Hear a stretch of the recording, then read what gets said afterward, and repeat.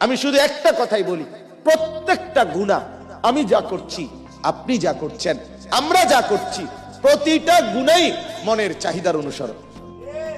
ঠিক কিনা বলেন না? প্রত্যেকটা গুনাহ। একটা গুনাহরও কি আল্লাহ অনুমতি দিছে?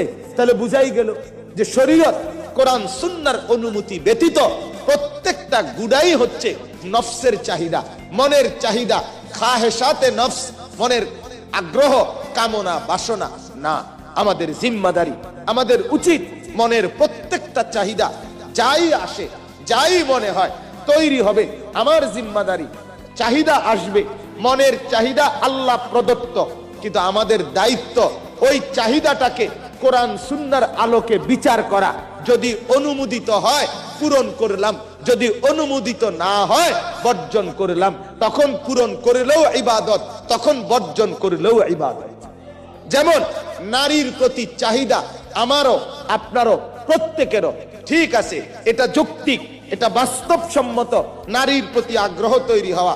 এবার আমি দেখলাম এই নারীটা কে, যখন দেখলাম এটা আমার স্ত্রী, এবার আমার চাহিদা পূরণ করলাম, তো এটা পুরাটাই ইবাদত। যখন দেখলাম এটা অন্যের নারী, অন্যের বোন, আমার চাহিদা পূরণ থেকে বিরত রইলাম, তখন এটাও ইবাদত। তাইলে মনের চাহিদা উপার্জন করা, কামাই করা, টাকা রোজগার করা, দেখলাম ব্যবসা করে উপার্জন বাড়াইলে হালাল, তো উপার্জন করলাম, এই চাহিদা পূরণ করলাম। দেখলাম সুদ ঘুষে উপার্জন করলে এটা হারাম, এটা ত্যাগ করলাম, তো এটাও তখন ইবাদত। তাইলে আমার উদ্দেশ্যে কথা বলা, নফসের চাহিদা, মনের চাহিদা, মনের খেয়াল, খুশি, এটাকেই শুধু খুদা বানায় নাও, এটাই আমার মানদণ্ড, আমার ইচ্ছা। ওই যে দোকানদারে 5টা বাইর করে দিছে কাপড়, আপনি একটা চাইয়া নেন, আপনার যেটা ইচ্ছা হয়।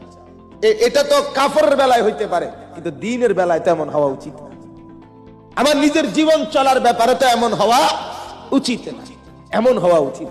তো আল্লাহ তাআলা বলেন, আমি তাকে কিন্তু মনের চাহিদা মতো চলতে চলতে, খামখেয়ালি করতে করতে আমি যদি রাগ করে ফেলি, সেদিন তাকে পথ ভুলায় দেব, চোখ পর্দা ফেলে দিব, কান আর দিল আমি আল্লাহ তাআলা তখন তার মোহর মেরে দিব, তখন আর কেউ তাকে হেদায়েত দিবে না। হায় বান্দা, তুমি কি উপদেশ নিবা না? তার আগে আগেই গুনাহ ছাড়বা না? আফালা তাযাক্কারুন, উপদেশ গ্রহণ করবে না? বলেন আমরা গ্রহণ করলাম, মালিক আপনার নাফরমানি করব না, করব না নাফরমানি, আপনাকে নারাজ করব না, নিজের খামখেয়ালি আর খেয়াল খুশি গুনার রাস্তায় চলবো না। আল্লাহ তাআলা বলেন, শেষ কথা, আল্লাহ যখন কাউকে মোহর মেরে দেয়, কান বন্ধ করে দেয়, দিল বন্ধ করে দেয়, চোখে পর্দা ফেলে দেয়, পথ ভুলায় দেয়, আল্লাহ বলে তার জিন্দেগি তখন কেমন হয়? ওয়াকালু মা হিয়া ইল্লা হায়াতুনাদ দুনিয়া নামুতু ওয়া নাহইয়া ওয়া মা ইউহলিকুনা ইল্লা দাহর। তখন ওই নাফরমান বলে, জীবন কেবল দুনিয়াটাই, আর কোথাও কোনো জীবন নাই, এখানেই মরছি, এখানেই বাঁচবো। যুগের পরিক্রমায়, কালের আবর্তনে, সময়ের পরিক্রমায় কেউ মরবে, কেউ জন্ম নিবে, এটা স্বাভাবিক গতি।